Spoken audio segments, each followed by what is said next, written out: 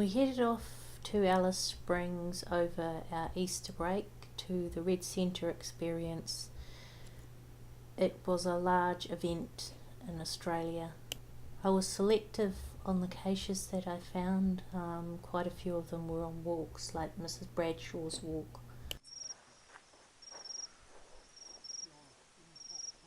You might be used to these in Australia, but we aren't.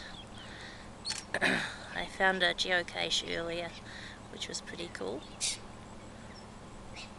And they just seem to be hanging around here.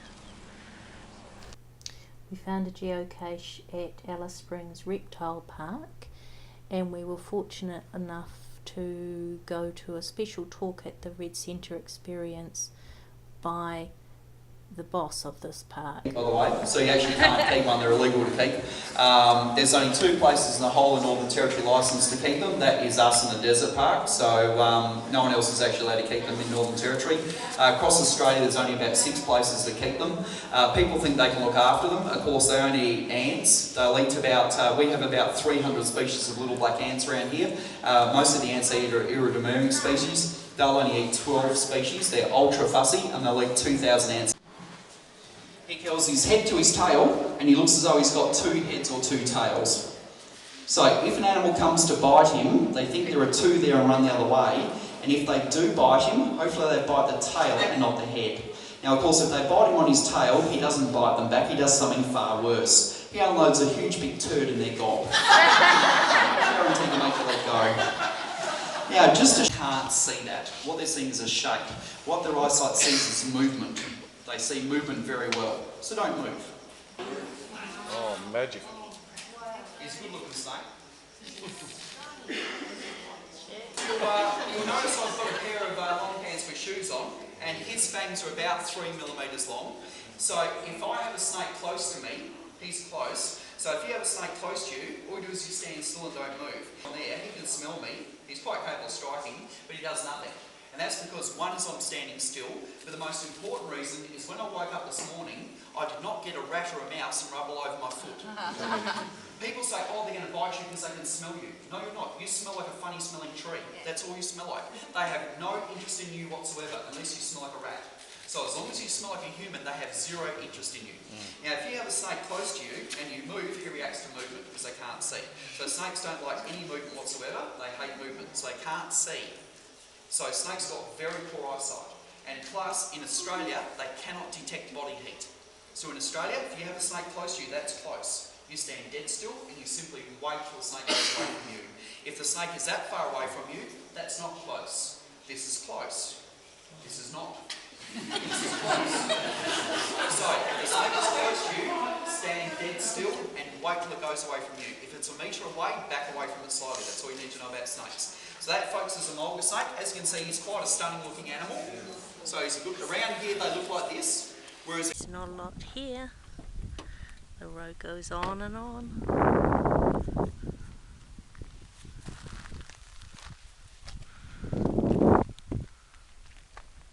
Oh, there is a geocache.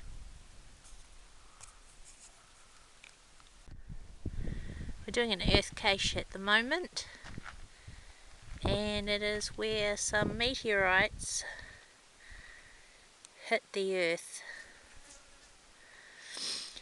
So it doesn't look like much, but it's kind of impressive that we're at a place where the meteorites hit the earth millions of years ago. I put a new logbook in here, and I left behind some advertising. Loving that there are still some flowers surviving in this dry heat. We left Alice Springs for Kings Canyon, which is about a 500 kilometre drive. We're about to do the Kings Canyon walk. There's a few earth caches up here and I've heard it's really spectacular. My prediction is I'll have trouble breathing by the time I get to the top, but I'm sure it'll be worth it. We are attempting to do 3 earth caches today in the Kings Canyon, and we made it to the top of those steps. Was about as bad as walking up our street really, which is quite steep.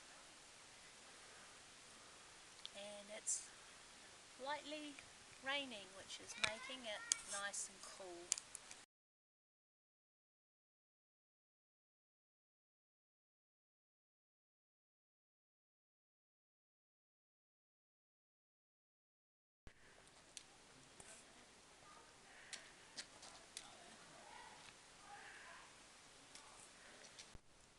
We're just a little bit off the track and we finally moved away from people. In New Zealand we're not used to having so many people around all the time.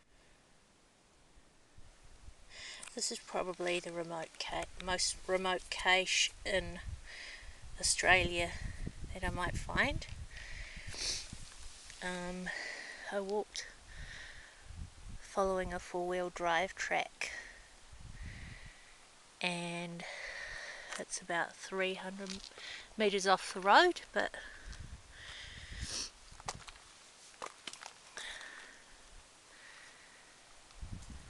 there's not a lot of anything around here except for a geocache. Well, I came here because of a geocache. Unfortunately, the lid is a bit broken and I don't have a replacement. And there's rocks somewhere over there, or Uluru. But what I find amazing is that there's a kind of a lake there. Then we had another 300 kilometres to drive to Uluru. We did not climb the rock as we wanted to respect the Aborigines' wishes. It's not every day that the waterfalls are on Ayers Rock. Well, I'm unaware of it.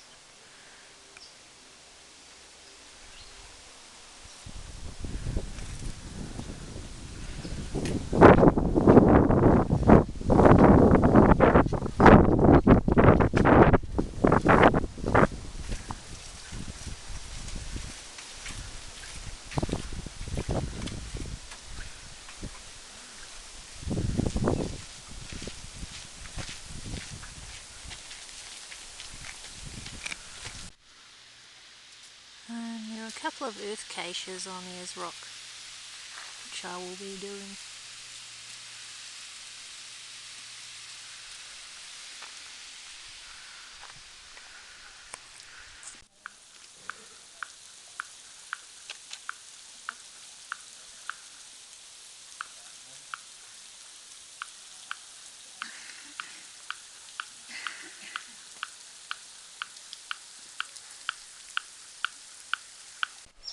The climb point is open, so when people get to the top of the rock, there's no toilet facilities up there. So what goes up comes down after rain. So this stuff is probably swimming in a coal light. So I wouldn't be caught dead swimming in it.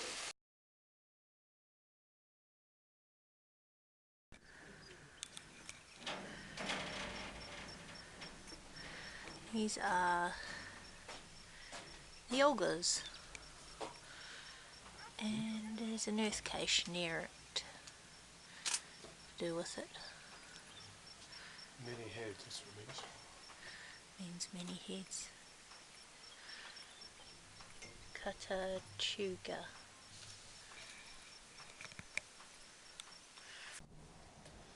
These trees are called kurukara, the dominant desert oak, and they survive in drought conditions by storing water in their roots and large branches.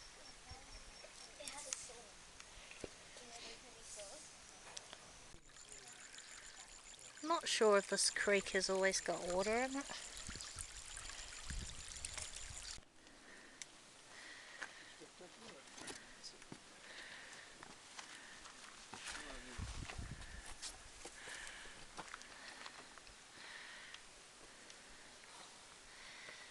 This is the second lookout.